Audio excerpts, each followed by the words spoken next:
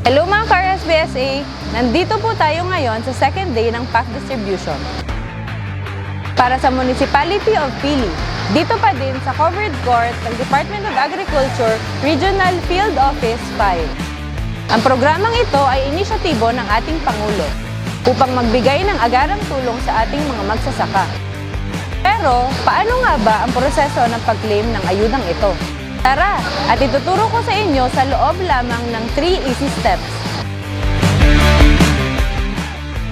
Step 1. Pumunta sa verification area at hintayin na tawagin ng RSBSA validators. Ipakita ang inyong valid government-issued ID para ma-verify ang inyong impormasyon.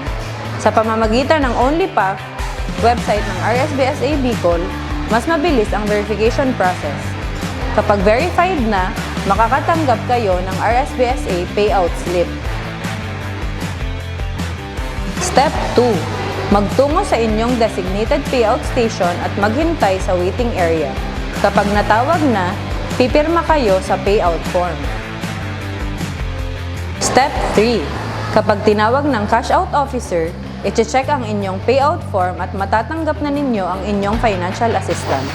Kukunan din kayo ng larawan bilang proof of claim. Paalala, dalhin ang inyong valid government-issued ID para sa mas mabilis at maayos na proseso.